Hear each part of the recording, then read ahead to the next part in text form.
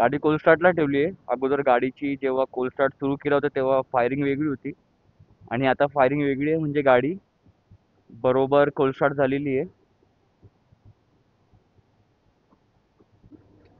घरातून बाहेर निघलं, थोडं रस्त्यावर आलं की असं ट्रॅफिक जी आहे ती तुमचं एकदम चांगल्या प्रकारे स्वागत करते. आणि कायच कामाला जायचं मन होणार काय माहिती अशा ह्याच्यामध्ये.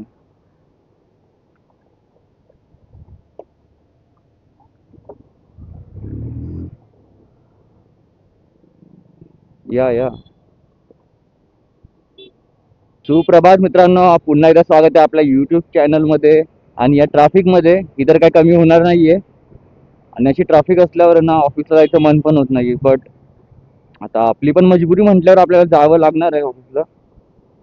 काही नाही करू शकत आपण याच्यामध्ये.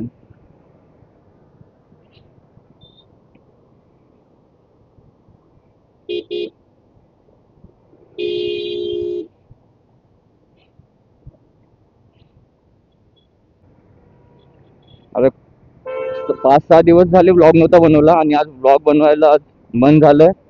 तर वरतून पडतोय पाऊस. तर नको पडायला सध्या. ऑफिसला गेल्यानंतर पडला तरी चालेल, बट सध्या नकोय पाऊस. झालंय मन ब्लॉग बनवायचं तर बनू देत.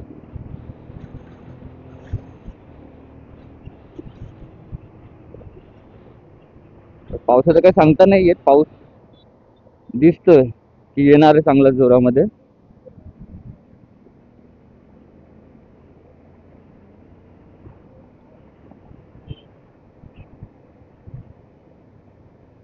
जेव्हा उन्हाळा होता तेव्हा वाटलं की पाऊस पडणार चांगला, कारण की त्या टायमाला पण तर पाऊस पडत होता. आणि आता जेव्हा पावसाळा आलाय मेन, तेव्हा नाही पडत आहे पाऊस एवढा. जाऊ द्या, मनुष्यांनीच निसर्गासोबत छेडछाड केलेली आहे, तर आपण पण काय नाही बोलू शकत.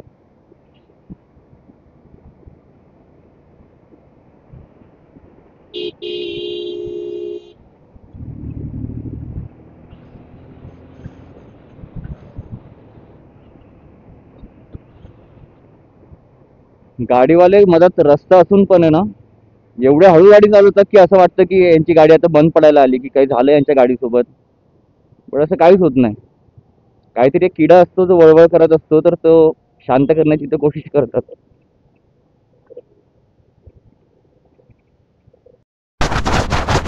पाणी आलंय कॅमेऱ्यावर.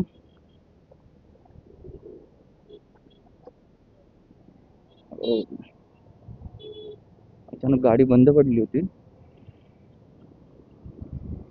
हा, मी गेअर गेअर डाऊन नव्हते केलेले. या ट्रॅफिक मध्ये ना खूप प्रॉब्लेम आहे.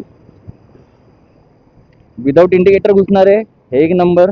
रस्त्यामध्ये अशी बघा स्लो गाडी चालवणार हे एक नंबर. आणि अजून आहेत भरपूर.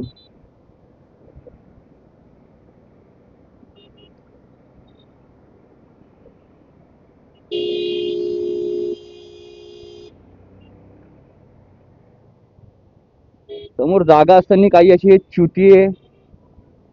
गावाला जन्माला येतात काय माहितीये.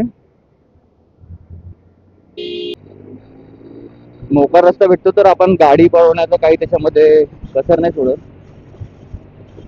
बट नॉन एबीएस आहे आणि गाडीचे ब्रेक नाही जर लागले ना टायमावर. आणि आता परत पाऊस पडला. या या या तुमचीच कमी होती या टाकल्या.